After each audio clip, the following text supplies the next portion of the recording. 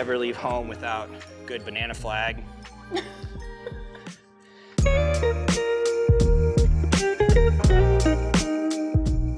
Hey guys, I'm Michael. And I'm Laura. We're Gearheads here at Backcountry, and we're going to talk to you today about fly fishing packs. There is a wide assortment and plenty of options when it comes to fly fishing packs. It really comes down to personal preference. I like to take into consideration where I'm going and what I'm going to need, as well as how long I'll be out on the water. There are lots of different options. There are backpacks, we have sling packs, hip packs, chest packs, vests, but it really just depends on if you're gonna be taking a rain jacket, do you need a sandwich, how many beers you're gonna be bringing, are you gonna be switching out different outfits and maybe fishing dries in the morning and then switching to a streamer rod earlier or later on in the day.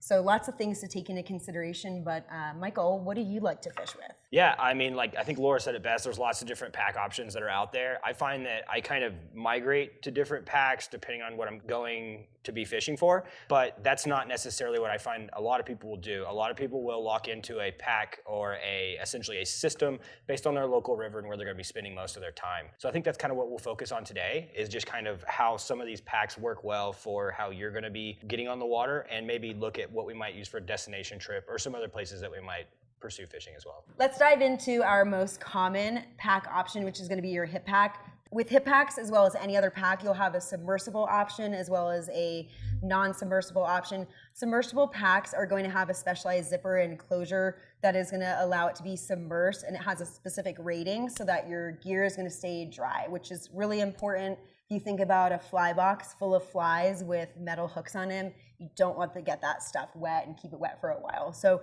I have a submersible pack over here, and then Michael's going to talk to us a little bit about some non-submersible hip pack options. Yeah, and when you're first getting into it, really, I don't think most people are gonna need a submersible pack. You're really just gonna need something that's gonna be able to hold your flies, your tools, maybe a rain jacket, and maybe some cold beers, as Laura had mentioned earlier. This fish pond pack is really a good option for kind of the entry-level angler who's looking to have a good amount of storage. You're gonna find that the zippers are really easy to use and really easy to access. It's gonna have some basic storage on the inside that allows you to separate kind of your fly box from your tippet and your leader, maybe your weights, as well as some external zipper storage here. And then just your 2 water bottle pockets and a pretty basic harness, but it's really wide and broad that's really going to allow it to be worn well. And of course, there's a net sleeve, which is going to be really important and a common feature we'll find across most of these packs, where the net can just insert right here through the back. We have another pack here. We have the Umpqua Ledges 650, I think it is. And this is kind of a similar vibe to this. What I would say that's really nice about the Umpqua pack is it has a really nice and robust harness that you're not gonna quite see on this. So this would be a little bit of a step up, and you're gonna see it has a little bit more of a padded harness, as well as a really nice harness here in the back where your net slides into. And it's a little bit larger capacity overall, again, with kind of really good zippers, storage, and organization on the inside of this pack. So I'd say this is a really great option also, but in this range of kind of hip packs, non-waterproof packs, there's just so many options out there that I really think it's hard to go wrong. And if you do have questions about this, I would definitely say this is a good place to lean in and contact one of our gearheads, because they can really walk you through some of the differences as well. Yeah, absolutely. A lot of things with fly fishing really come down to personal preference. So it really just depends on what you're carrying with you and what really makes the most sense for you. I am a hip pack person through and through. I have fished with backpacks and sling packs. I've also had non-fishing specific packs, which were able to hold my things, but it was kind of a frustrating experience on the water. I couldn't quite get to the different accessories that I needed in a good amount of time. So I'd have to take the pack off, unpack it, root around. What I love about my fish hip pack is that it has everything that I need just ready to go. So I have some of my dry fly floating and shake here. I have my nippers on a zinger, so I can just grab and clip whenever. I have all my tippet. I'm right here on one of the external attachment points, so I can get to that anytime I need to change out a fly. And then I have my super burly submersible zipper. So I've got all of my fly boxes in here. I have some storage options with some sleeves. So I have my fishing license as well as some extra tippet and leaders and split shot, but that keeps everything that I need exactly where I need it, and it's within close reach, so I can just swing this around on my hip, zip it open, grab my flies, change them out, and get back to fishing. One important note on a submersible pack is that you need to really wrench it down and make sure that that's totally closed, because otherwise a submersible pack cannot go underwater if your zipper's not totally closed and it's fully airtight. So just be careful of that. They can be kind of tough to finagle and require a little bit of elbow grease, but make sure you got that zip down and you'll be all set. Yeah, and one thing to call out, this is actually a fish pond pack from the prior season, so it's using the T-zip. They've recently moved to a true zip system, so it's a little bit easier to open, and they use an all recycled material, but we definitely wanted to show kind of the pack that Laura's been using for the last few years. So we just talked a little bit about hip packs. Let's talk about sling packs and backpacks. Similar to hip packs, we're gonna have a ton of options here. I would say in the last few years, this category has grown tremendously. A lot has come onto the market and a lot of advancements have been made, I would say, in like the way that the pack wears and the overall technology. Here, you're gonna really maximize storage, a lot more room for gear. So if you're gonna be kind of not sure what the day might bring you, if you might be fishing, different bugs throughout the day, whether you find that you're gonna be fishing maybe a caddis hatch in the evening or really fishing streamers in the morning, you need more room for a big box, or if you're expecting weather, this is a really good option because you're able to carry a rain jacket, you're able to carry more water, maybe even camera gear, kind of depending on what the day dictates. When we looked at hip packs, we looked at Laura's personal bag. That was your choice, and I kind of think Assistant works really well for you. Team hip pack. Yeah, well, over the years, I've kind of fished a lot of options.